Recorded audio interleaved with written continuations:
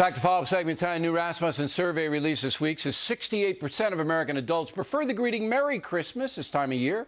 Just 23% like Happy Holidays. And in Michigan, a federal appeals court has reversed a decision that banned a nativity display. Since 1945, folks in Warren, Michigan have put up a creche near a public road on land owned by the county. While some atheists complained, the nativity scene was removed. However, the Thomas More Law Center, great group, defeated the atheists. We love that. And the creche is back. Joining us now from Los Angeles, Ben Stein, Jewish guy, thinks the whole war on Christmas is insane. And you've said that for quite some time, Mr. Stein, right? I have. You can call me Ben. I've been saying it for a long time. I'm Jewish.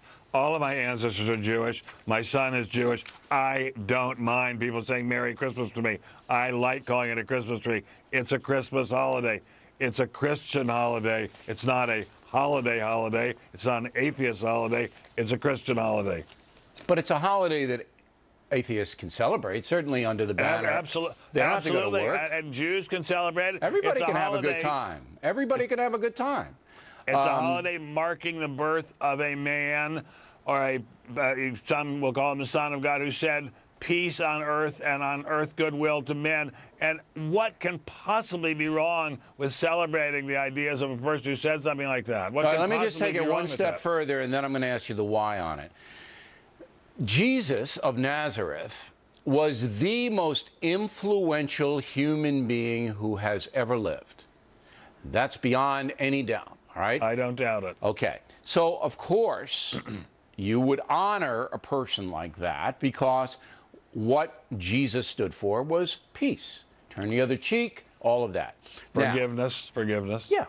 Okay. So it's all good. As they say in California, it's all good. It's all good. But it isn't all good because now we have the secular progressives trying to remove Christmas, the word, the displays, even the federal holiday, they'd love to have it rescinded, from the public arena. Why? Why? Well, Bob Dylan said it best. There are a lot of people who have knives and forks. They have nothing on their plate, and they've got to cut something. There are a lot of angry, bitter people out there. They've got to attack something, so they attack Christmas. They're not. I don't consider them well in the head.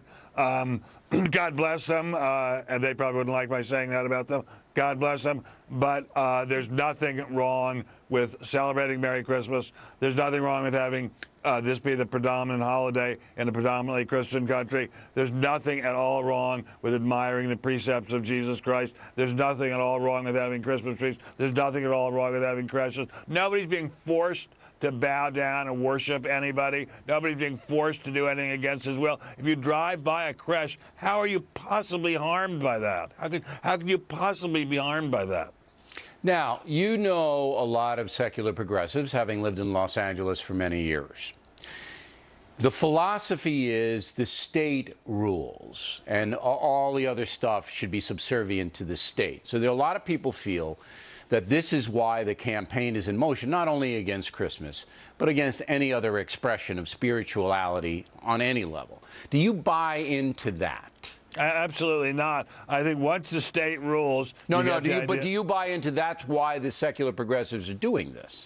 That's part of it, Bill, but I think a lot of it is just plain anger. I think there are a lot of people out there who are angry, and they're angry at whatever is the predominant symbol. They're angry at anything that reminds them of tradition. They're angry at anything that doesn't make themselves the center of attention. There are just a lot of angry people out there, and they go after the Prince of Peace. Now, I interviewed Rhode Island Governor Chafee on the program yesterday, and he didn't seem to be an angry guy. I don't think he is. I don't think Lincoln Chafee's an angry guy.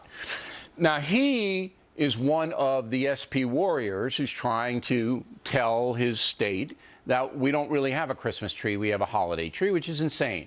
And, he didn't know that President Obama calls it a Christmas tree, that he didn't know any of that. Chafee presides over a state that is the second worst economy in the country, behind your state, California. You would think that Chafee would want to have the Christmas tree and everything else associated with Christmas, so people would come to Rhode Island and buy stuff. Well, you'd think that he would want to self-interest. Self-interest. You'd think he would want to have the Christmas tree because it marks the observance at the beginning of a philosophy of love and caring and not hating your neighbor. He may not care about that, but he's got to get some money into the state.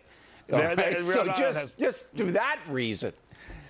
That's not, I'm sorry, that's not enough reason for me. Look, we have an amazingly wonderful country here. We have the best country that's ever been in the history of mankind, and a large part of it is because it is based on Christian principles of forgiveness and toleration. I don't see why it's wrong to celebrate those principles. No, listen, I'm with you 100%. I'm trying to get in the mind of Lincoln Chafee that even if he's a SP warrior and he's offended by the word Christmas in front of a tree, he would want to get the tree up and have everybody celebrate Christmas so his economy would be better. I'm not saying that's the right reason, but it's so crazy. These people have gone so out of their minds with the PC political correctness business and, you know, oh, it's inclusion. We want to include everybody. You know what, Mr. Stein? I think you know this better than anyone else. You can't always include people. Some people are going to be left out of everything. Well, some people who want to be left out and who want to be angry and who want to be on the fringes and who want to draw attention to themselves by being angry, they'll be left out. All right. Ben, thank you, by the way. Ben Stein's new book is called How to Really Ruin Your Financial Life and Portfolio.